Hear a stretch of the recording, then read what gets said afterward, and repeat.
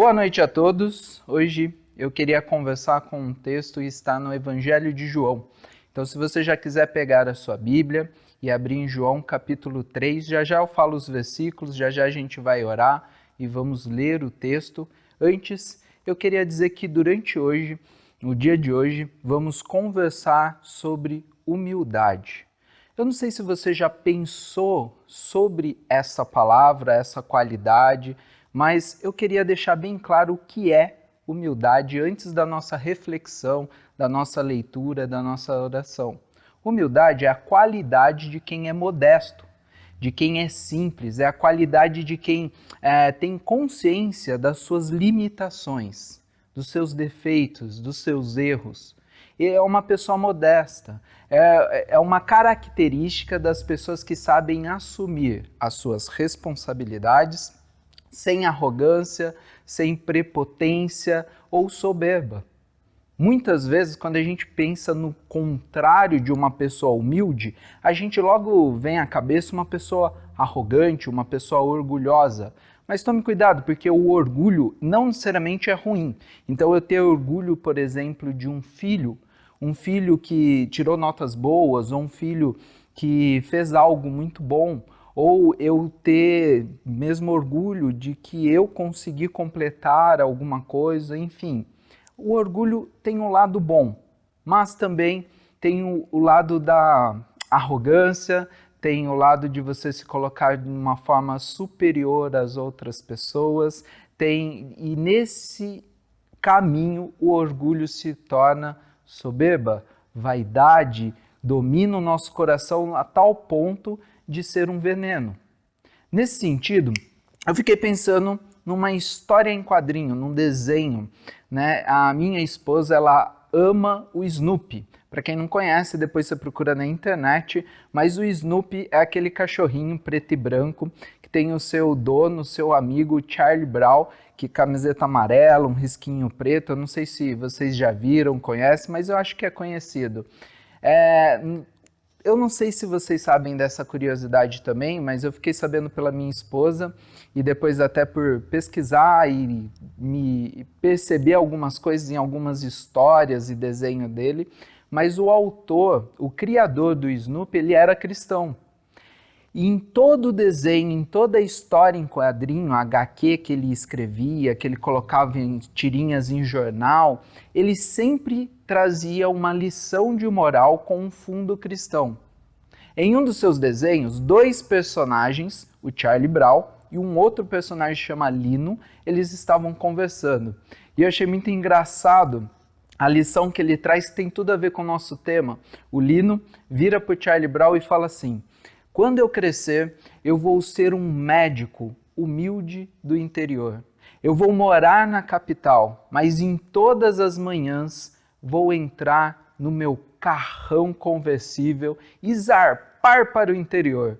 Então vou começar a curar todas as pessoas. No último quadrinho desse Diálogos que se iniciou dessa forma, Lino completa assim, falando para o Charlie Brown: eu serei um médico do interior, que mora na capital, e serei mundialmente conhecido. É irônico, mas o cartunista ele estava mostrando a dificuldade que nós temos de encontrar pessoas realmente humildes.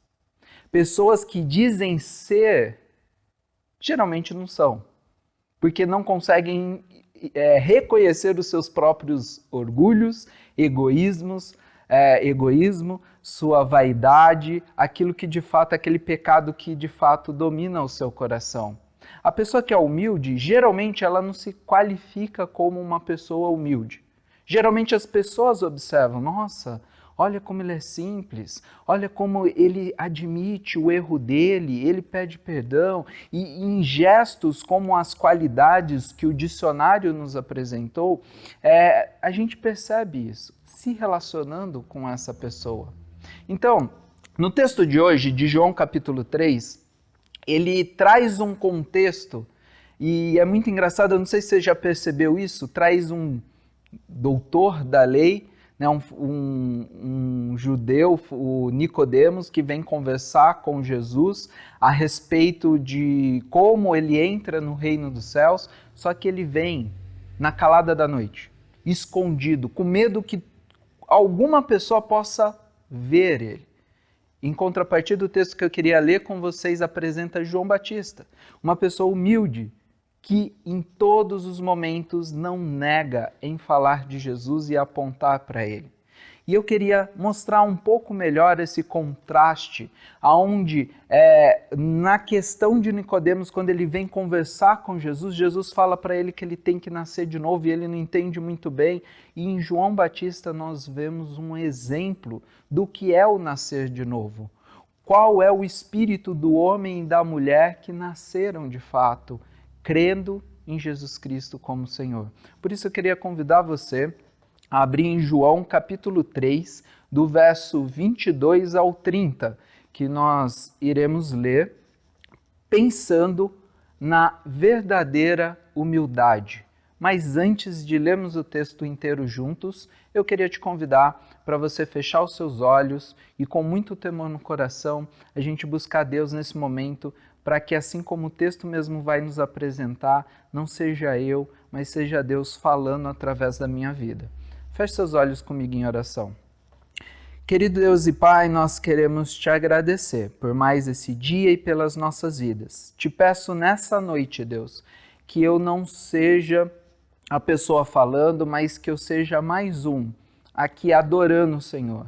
Eu estou te adorando com a minha fala, muitos adorarão o Senhor vendo esse vídeo, vendo a gravação, assistindo ao vivo e adorando, ouvindo o que o Senhor vai nos dizer durante essa noite. Então eu te peço, Deus, que eu não atrapalhe o que o Senhor vai fazer e que o Senhor possa falar de fato aos nossos corações. É no nome do seu Filho Jesus Cristo que oramos e te agradecemos. Amém.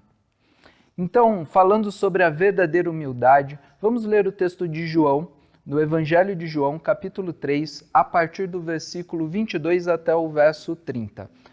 Me acompanhe na sua Bíblia ou no slide. Depois disso, Jesus foi com os seus discípulos para a terra de Judéia, onde passou algum tempo com eles e batizava. João também estava batizando em Enom, perto de Salim, porque havia ali muitas águas, e o povo vinha para ser batizado.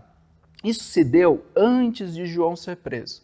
Surgiu ali uma discussão entre alguns discípulos de João e um certo judeu, a respeito da purificação cerimonial.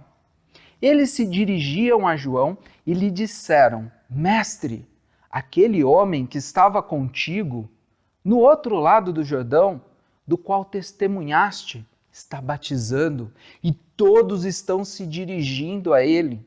A isso, João respondeu: uma pessoa só pode receber o que lhe é dado do céu. Vocês mesmos são testemunhas do que eu disse. Eu não sou o Cristo, mas sou aquele que foi enviado adiante dele. A noiva pertence ao noivo.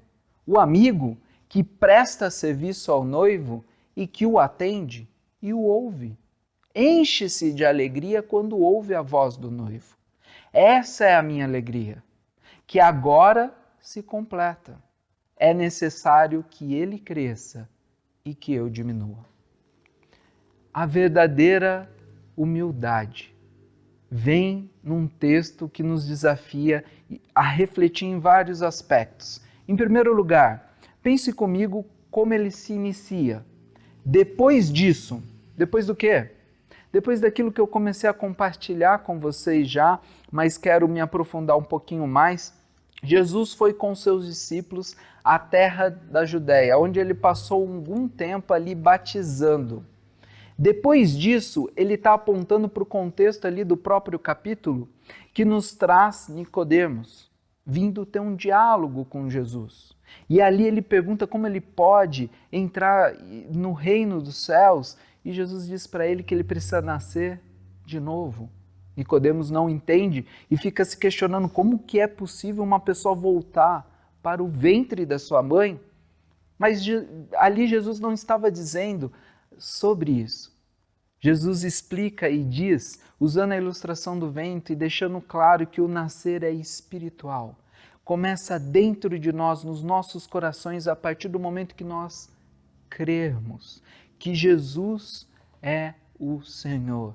Ele é o caminho que nos leva de volta até Deus. Ele nos traz um novo viver. Nós somos uma nova criatura a partir do momento que crermos em Jesus Cristo, nosso Senhor e Salvador. Por isso, o texto ele vai continuando e se desenvolvendo num famoso versículo que muitos têm de cor, em João 3,16, que diz: porque Deus amou o mundo tanto que deu seu único Filho, para que todo aquele que nele crê não morra, mas tenha a vida eterna. Aqui, esse texto nos mostra a graça de Deus, o amor divino, o Deus que nos salva, nós que não podemos nos salvar sozinho. A partir do momento que temos a humildade de reconhecer a nossa insuficiência, o quanto somos pecadores e o quanto precisamos de um Salvador, e olhamos para Cristo, seu Filho amado, ao seu presente, a sua graça, essa graça nos salva. Como? Crendo. Crendo unicamente em Jesus. Porque Ele é o Senhor sobre os senhores, Ele é o Rei dos reis, Ele é o caminho, a verdade e a vida que nos leva a um relacionamento novamente com Deus. Mas o texto não para por aí. Depois desse versículo, antes do nosso texto, ainda tem um trechinho, uma perícope que nos fala, nos mostra Jesus anunciando a sua missão.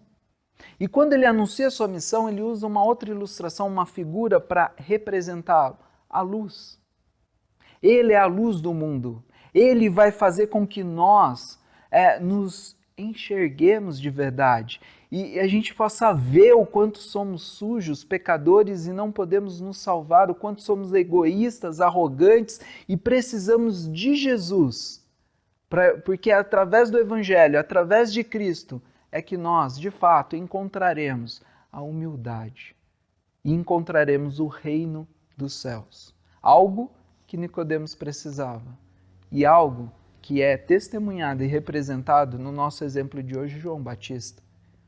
O discurso de Jesus chama não só Nicodemos, mas a todos nós, para que nós venhamos até Jesus, que nós possamos seguir a Jesus, porque Ele é a luz do mundo. Assim, o texto depois ele continua. Depois da conversa com Nicodemos, João Batista tinha um ministério a todo momento que apontava para Jesus. E se você procurar todos os textos em Lucas, nos evangelhos que falam sobre João Batista, você vai perceber não só a sua humildade, mas a sua fidelidade para com Deus. Como ele a todo momento ele olhava para Jesus e ele apontava para Jesus, entendendo sempre que ele era um instrumento de Deus. Ele não era o próprio Cristo. É interessante você perceber que entre Jesus e João Batista não havia rivalidade, disputa, mas nós não poderemos dizer o mesmo entre os seus discípulos. Os discípulos de João Batista, sim, eles estavam com orgulho ferido. E nesse texto fica claro ver que seus seguidores, eles ficaram incomodados com a conversa que eles tiveram com o judeu.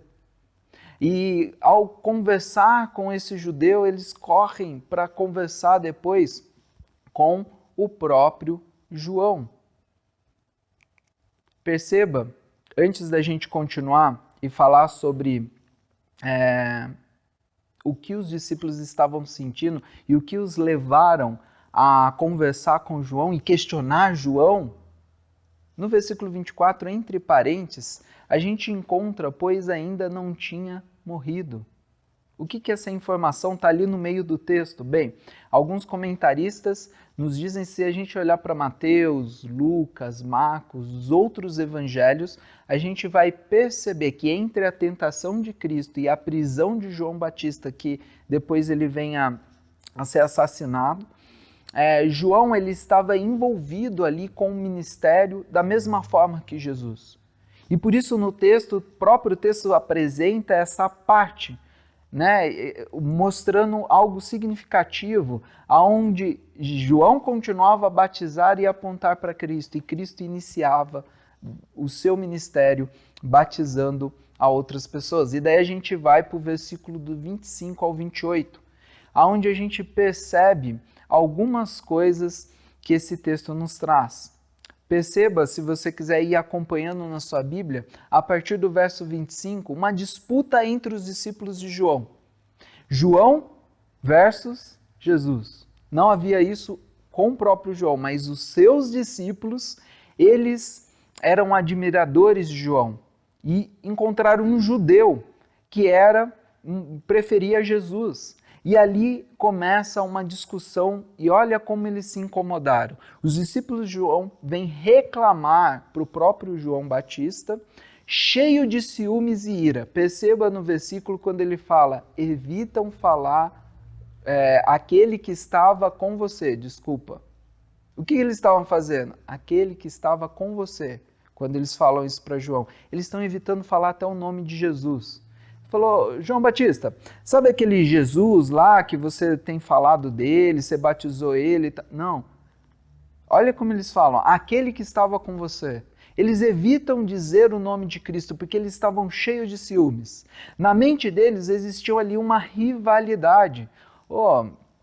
Estavam insatisfeitos porque o João, o mestre deles, que batizavam multidões e multidões, agora um monte de gente está seguindo Jesus. E daí eles ficaram indignados. João, acorda. Você está dando testemunho sobre Jesus, mas ele está roubando, ele está passando a perna na gente. Por quê? Porque eles estão indo até ele. Eles não estão vindo mais até você. E isso estava indignando o coração deles. E por um momento eu queria que você pensasse na sua vida. Vamos pensar nas nossas vidas. Quantas vezes, em situações dentro da nossa família, no trabalho, dentro da igreja, em qualquer relacionamento ou área da nossa vida, nós, que muitas vezes achamos como cristãos, que nós tentamos a todo momento servir e exercer humildade, ser humildes. Quantas vezes você não teve ciúmes? Quantas vezes você já não ficou intrigado com uma fala, com alguma coisa, e você foi sondar de fato o seu coração? E assim como esses discípulos de João, você não estava cheio de ira, de ciúmes, você não estava incomodado ali porque ele estava fazendo mais do que você, ele estava ganhando mais evidência do que você. Lembrei de um texto que C.S. Lewis, no seu livro Cristianismo Puro e Simples, ele comenta e fala um pouco sobre humildade. No capítulo que ele está trabalhando a ideia de orgulho. E ele fala o seguinte, isso porque a essência da humildade, resultante do Evangelho, não é pensar em mim mesmo, como eu fosse mais, nem pensar em mim mesmo, como se eu fosse menos. É pensar menos de mim mesmo. A humildade do Evangelho mata a necessidade que tenho de pensar em mim. A humildade baseada no Evangelho significa que não relaciono mais cada experiência, cada conversa à minha pessoa. Na verdade, eu deixo de pensar em mim mesmo. A humildade verdadeira que brota do Evangelho significa ter o ego satisfeito e não inflado.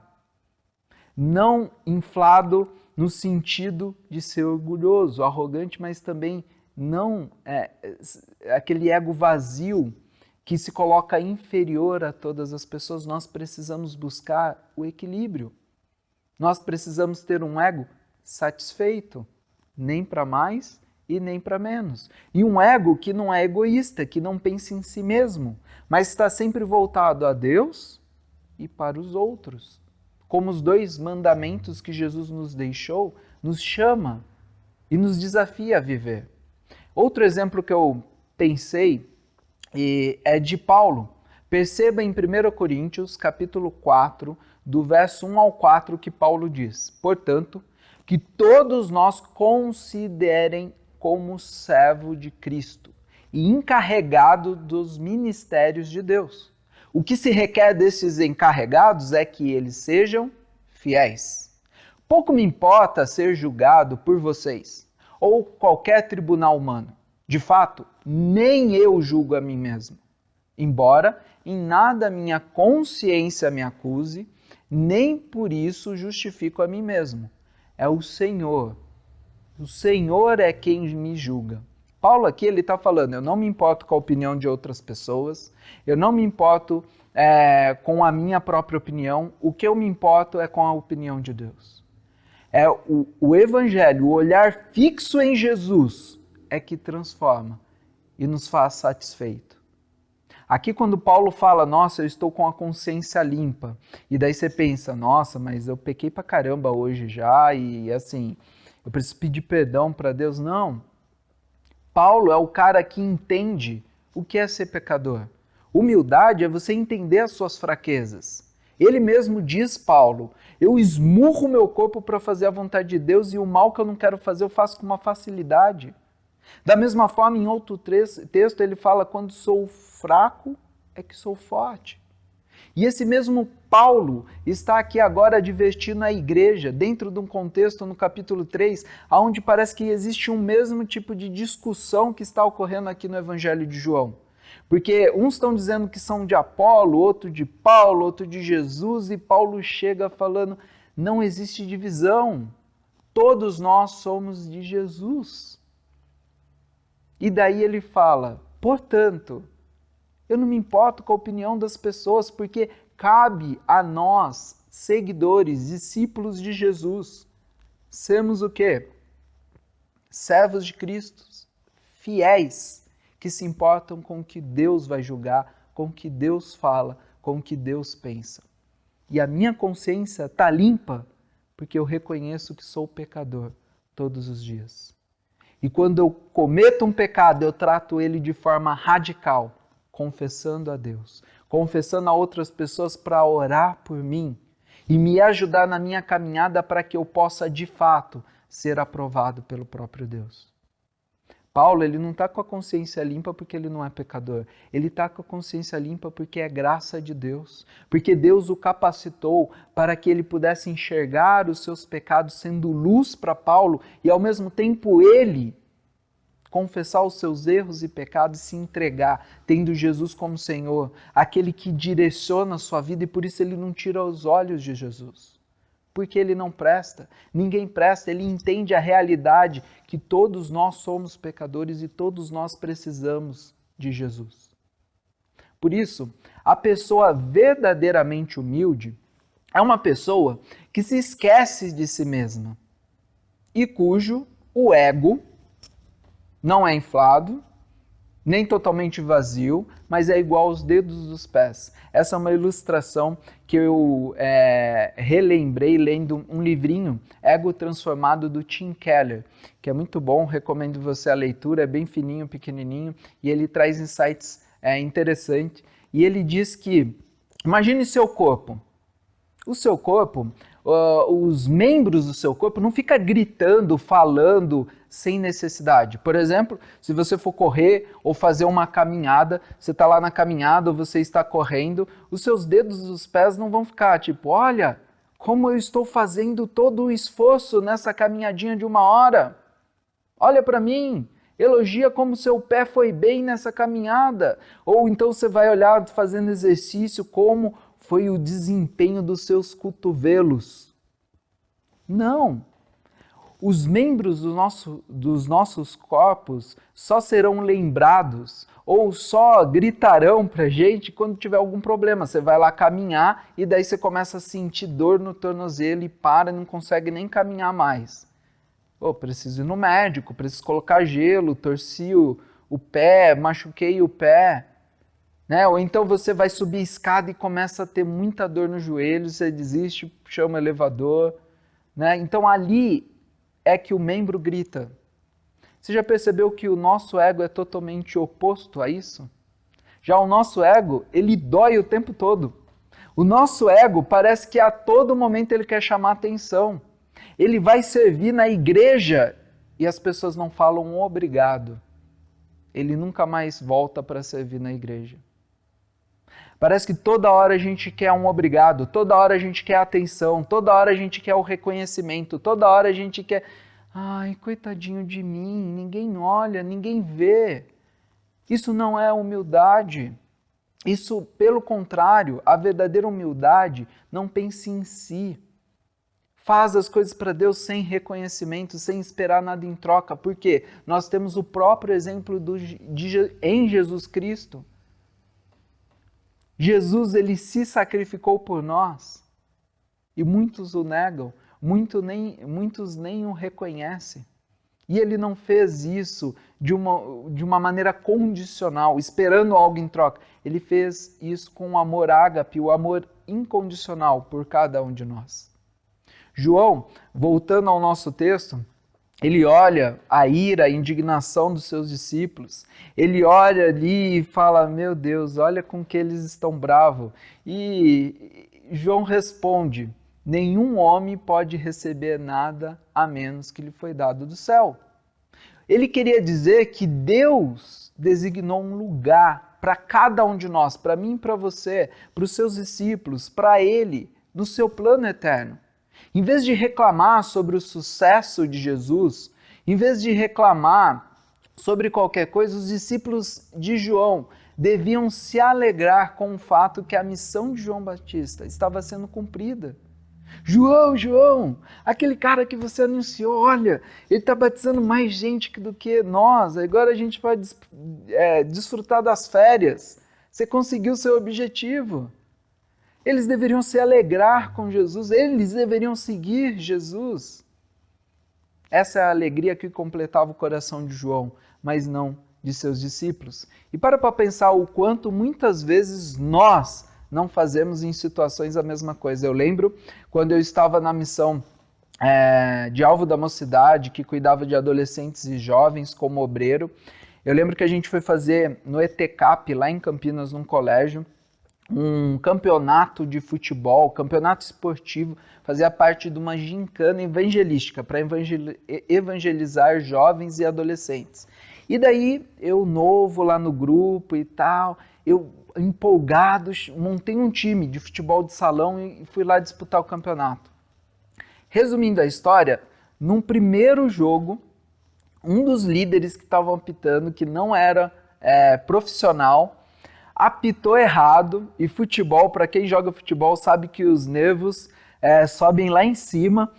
Ele apitou errado, começou a apitar errado, e a gente começou a perder, e a gente começou a ver que estava sendo injusto, porque ele estava, de certa forma, cometendo muitos erros ali, apitando aquele jogo, e aquilo foi mexendo comigo, até uma hora que eu explodi e falei, sai todo mundo do campo! E pedi para todo mundo sair do campo, né, com raiva. A gente não vai jogar, você está roubando para esse time, o time já ganhou, você já conseguiu o que você quer e tal. E eu bati boca com um dos caras que era o meu líder, um dos líderes naquela época, né, que discipulava, que dava estudo bíblico. E depois eu me acalmei e tal, e eu vi, nossa, nada a ver, olha o que eu fiz. Mas quantas vezes, seja pela emoção, seja pelo momento, seja em qualquer momento e situação ou área da sua vida, nós cometemos erros. Egoístas, injustos, pensando só em nós. Naquele momento eu levei lá para que eles pudessem conhecer a Jesus. Teve palestra, louvor, e eu dei um mau testemunho. Eu briguei, eu discuti por causa de futebol. E eu pude, naquele momento, talvez estragar a grande oportunidade que tínhamos de simplesmente nos divertir e ter a oportunidade de compartilhar de Deus com aqueles amigos. Eu levei eles com o objetivo de compartilhar, de falar de Jesus para cada um deles. Mas naquele momento, as emoções dominou meu coração e tudo foi por água abaixo. Você já deve ter passado por uma situação parecida. O quanto nós somos egoístas, o quanto nós nos iramos e falamos coisas sem pensar, o quanto nós erramos e o quanto nós não podemos julgar esses discípulos de João Batista, porque muitas vezes nós estamos no lugar deles, tendo ciúmes, ira, disputa, nos colocando ali como rivais. Nossa, você viu aquela igreja? Ixi, aquela igreja lá está lotando, a nossa não está. E nós colocamos empecilho, além de ficarmos alegres, louvarmos a Deus, orar por eles, a gente vai disputar, a gente vai gerar rivalidade. Mas João Batista tinha claro na mente dele, olha no texto, eu não sou o Cristo, mas fui enviado à frente dele para anunciar e preparar o caminho para ele. E daí o próprio João agora nos traz uma ilustração usando o casamento.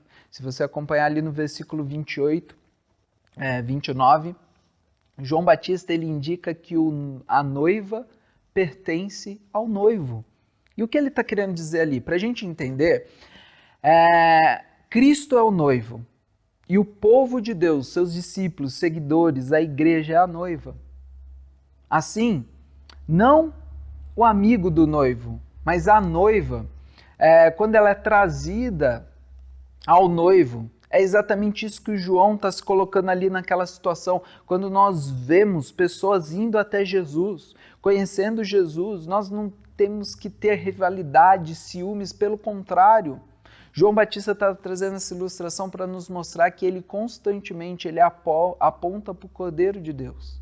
Que nós devemos ser o amigo do noivo que se alegra quando a noiva chega. E a noiva não pertence ao amigo, pertence ao noivo. Jesus é o cabeça, Jesus é aquele a quem nós devemos crer. Não é o pastor, não é o presbítero, não é o líder, não são as pessoas que talvez nos falaram de Jesus ou nos levaram a Jesus. Todos nós somos instrumentos. Todos nós fazemos parte do plano de Deus. Nós não devemos nos orgulhar, assim como João dá testemunho e não se orgulha. Então, assim como o amigo do noivo que fica lá do seu lado, ouvindo, se alegra quando o noivo expressa sua alegria ao receber a sua noiva. Ele fica alegre junto com o noivo. Assim também, João Batista está muito feliz. Ele está satisfeito.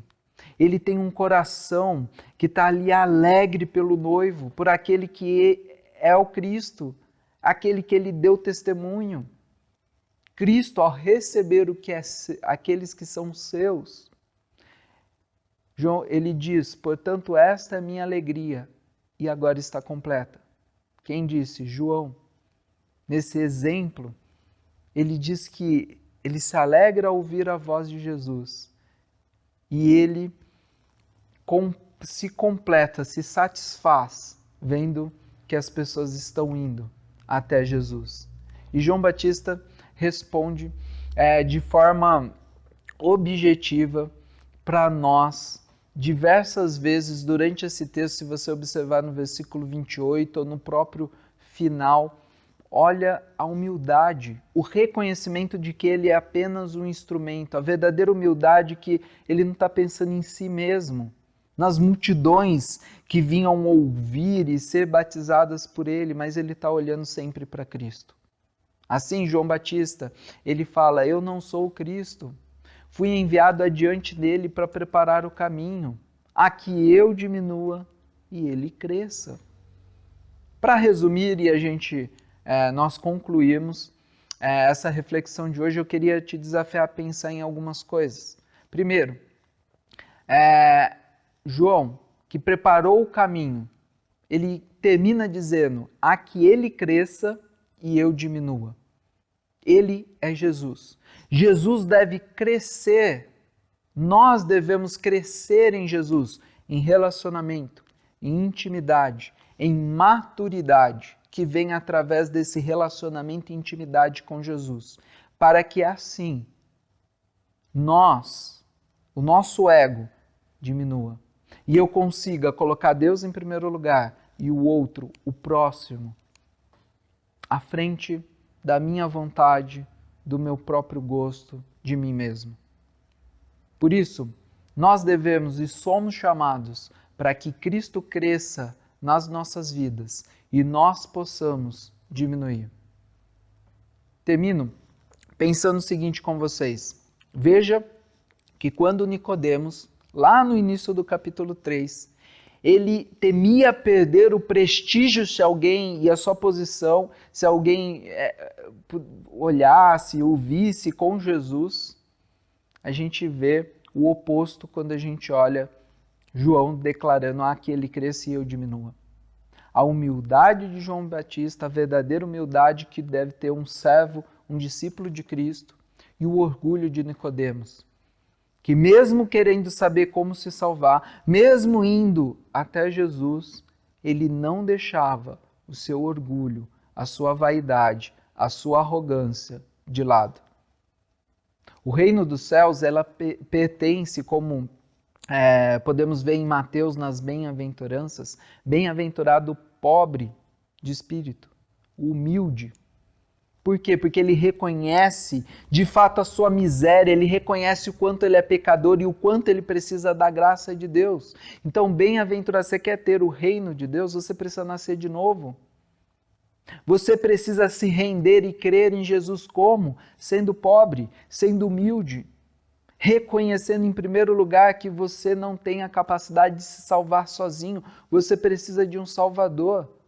E você precisa de um Senhor que vai continuar guiando e vai continuar conduzindo a sua vida. Por isso, a cada dia você precisa diminuir e Jesus precisa crescer na sua vida.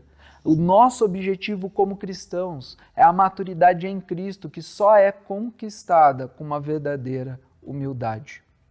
Eu queria orar por você e terminar te questionando.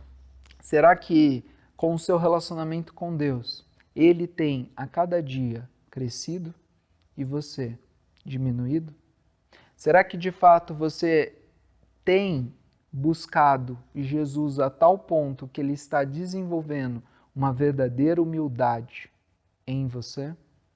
Será que de fato você pode se dizer pobre de espírito?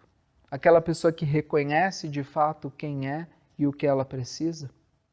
Feche os seus olhos e verdadeiramente tema a Deus e se entregue a Deus neste momento. Vamos orar?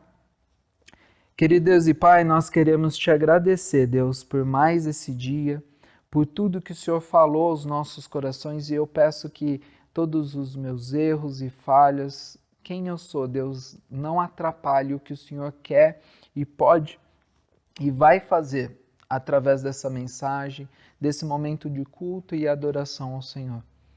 Te pedimos, Deus, que o Senhor nos traga uma verdadeira humildade através do nosso relacionamento com Ti, que o Senhor cresça cada vez mais nas nossas vidas, nas nossas famílias, na nossa igreja, para que nós possamos Te adorar, Te louvar e Te honrar com cada pensamento, atitude ou fala. Ó Deus, nos ajude a combater o nosso egoísmo, o nosso orgulho, a nossa vaidade, para que possamos ser servos fiéis, que não se importa com a opinião das outras pessoas, que não se importa nem com a nossa própria opinião e os nossos desejos, mas nós buscamos sentir satisfação na sua palavra, na sua vontade, que é boa, perfeita e agradável. E é no nome do seu Filho Jesus Cristo que oramos e te agradecemos. Amém.